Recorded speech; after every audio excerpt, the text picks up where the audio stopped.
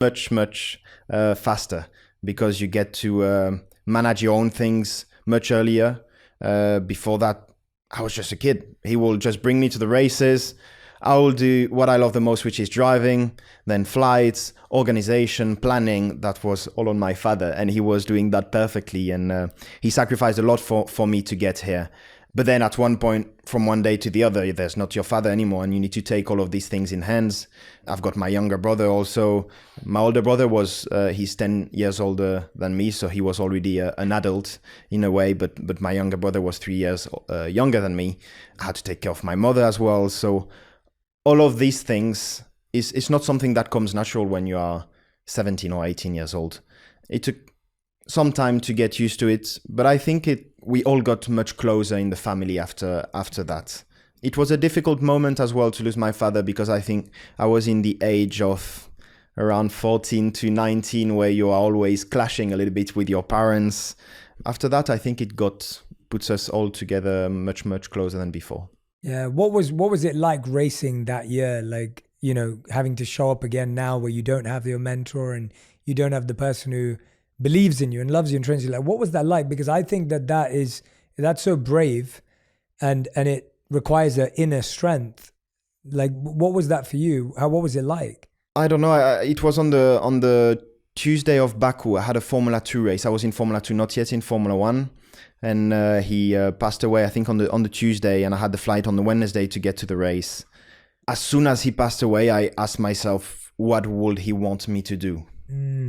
And I had no doubts. I mean, there was only one answer. He was living for racing. He loved so much racing, and he loved seeing me racing, and especially when I won. So I knew I had to go there and do absolutely everything to try and win the race. And that gave me an extra motivation as well, to make him proud from up there. So it was super important for me to do that. What was his reaction when you won, and what was his reaction when you didn't win? I think the honesty to myself always came from my father. He was always super honest with myself, with me. He was obviously harsh whenever things weren't going the way he wanted, or whenever he thought that there was a mistake that was to be made at that time of my career. But at the same time, incredibly happy whenever I won. You could really see how much it meant to him.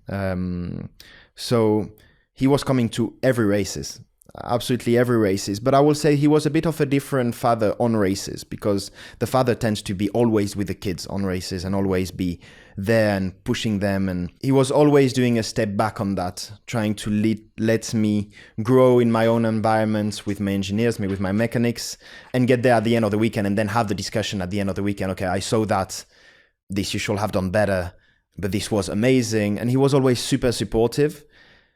And also in difficult moments, I think that's all you need sometimes. The good person, a person that is obviously close to you, that only wants good from you, for you, and that tells you supportive words. And I knew that this was a huge help that then I lost when I lost my father. Obviously, there was still my mum, but my mum doesn't have the technical knowledge that my father had on racing. But it's super important to have close people that then also along your career, whatever level you are at, can tell you the right things at the right moment for you. And this was super important to me. Yeah, he sounds like an amazing man. He sounds like such a wonderful mentor to have in life. And is there any words of advice that he said to you, or something he shared with you that you feel you always kind of carry with you, whether it's on race day or in life,